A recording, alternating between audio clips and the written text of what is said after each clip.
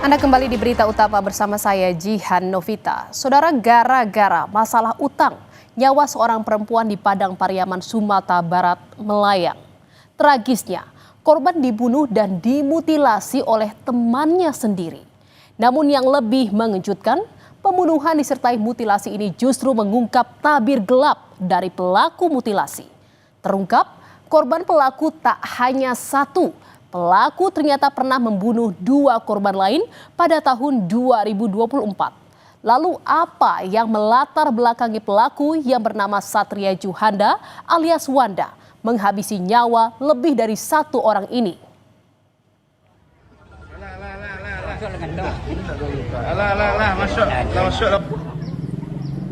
Selasa 17 Juni lalu, seorang nelayan menemukan mayat dengan kondisi tidak utuh di Sungai Batang Anai, Kabupaten Padang Pariaman. Mayat tersebut berada di tepi aliran sungai tidak jauh dari kapal nelayan. Penemuan itu menggegerkan warga setempat.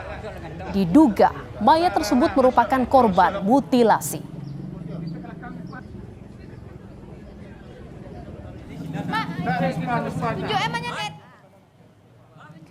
Keesokan harinya pada Rabu 18 Juni, potongan tubuh manusia kembali ditemukan di aliran sungai Batang Anai. Lokasi penemuan ini berjarak 3 km dari penemuan tubuh korban. Di hari yang sama, bagian tubuh lainnya ditemukan di sungai tempat pelelangan ikan Padang Sarai, Koto Tengah Padang yang merupakan muara dari sungai Batang Anai. Bagian tubuh yang ditemukan langsung dibawa ke Rumah Sakit Bayangkara Padang untuk diotopsi. Saudara, polisi belum mengungkap identitas potongan mayat yang ditemukan secara terpisah di Padang Pariaman hingga Kota Padang. Namun sejumlah warga yang merasa kehilangan anggota keluarga mendatangi Rumah Sakit Bayangkara. Mereka ingin mengecek langsung mayat yang ditemukan. Apakah mayat tersebut merupakan anggota keluarganya yang hilang? Dan saudara, titik terang mulai terlihat saat penemuan cincin yang melingkar di jari lengan kiri korban. Korban adalah Septia Adinda, perempuan berusia 25 tahun. Salah satu teman Adinda, Putri Wulan, menyebut cincin tersebut sangat mirip dengan yang dipakai Adinda. Wulan bilang Adinda telah hilang selama 4 hari. Terakhir kali ia dan Adinda berkomunikasi terkait rencana pengajuan peminjaman uang ke bank sebesar 20 juta rupiah. Yang cuman cincin di jari manisnya itu cuman satu-satunya punya dia. Itu dibikinin itu, nggak ada dijual. Itu dari plastik ya, dirajut. Terakhir komunikasi sama dia tentang apa? Tentang biaya uang aja. Untuk apa biaya uang itu? Iya, pinjaman. Berapa nilai? Sekitar 20 jutaan. Itu kan kalau penggadaian motor kan sekitar itu kalau di bank. Saudara, terungkapnya identitas korban menjadi titik terang siapa dalang di balik pembunuhan disertai mutilasi itu. Polisi mendapat identitas Satria Juhanda alias Wanda, orang yang diduga kuat dekat dengan korban dan dicurigai sebagai pelaku. Pelaku yang merupakan teman korban ditangkap di rumahnya di Jorong Lakwak, Nagari Sungai Buluah, Kecamatan Batang Anai, Padang Pariaman.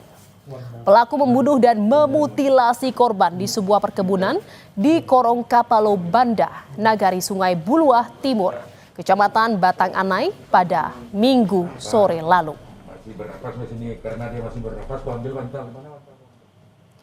Saudara, utang piutang menjadi motif di balik kasus mutilasi seorang perempuan yang bagian tubuhnya dibuang secara terpisah di aliran sungai Batang Anai.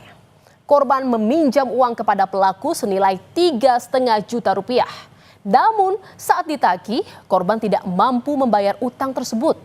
Itulah yang melatar belakangi Wanda membunuh dan memutilasi temannya sendiri.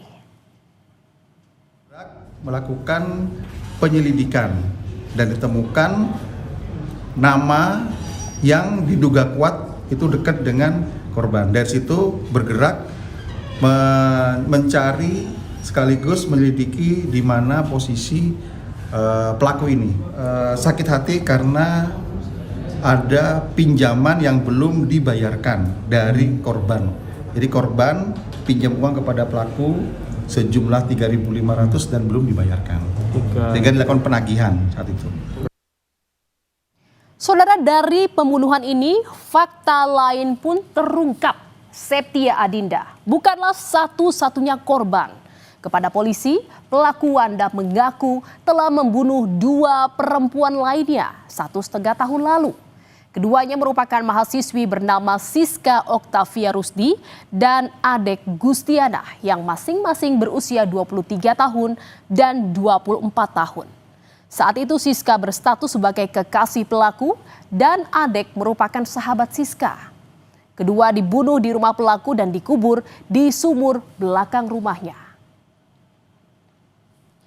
Dan saudara, warga mengelilingi rumah pelaku Wanda untuk menyaksikan proses evakuasi pada Kamis pagi.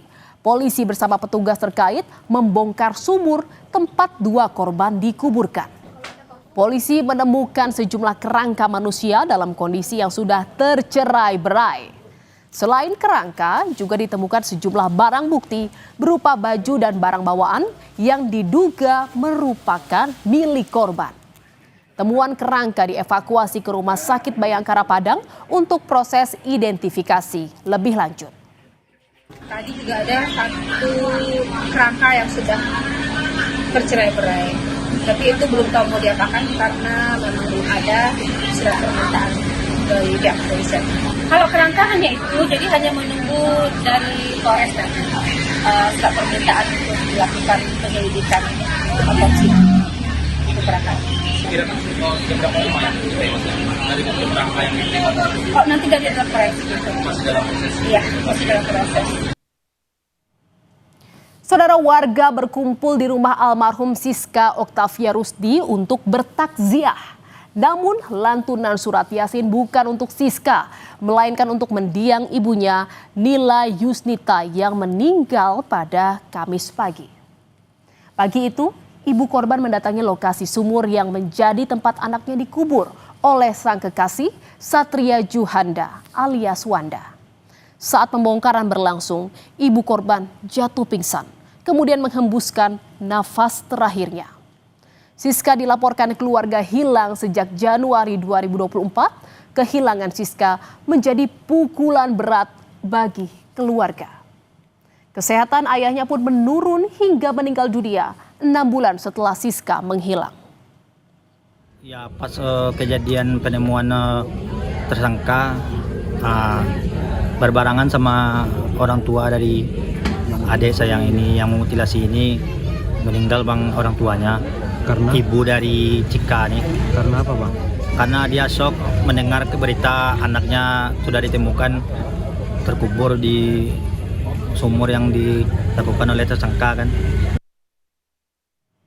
Keluarga Adek Gustiana mendatangi Rumah Sakit Bayangkara Padang untuk mencocokkan DNA dengan kerangka yang ditemukan di sumur di rumah pelaku mutilasi.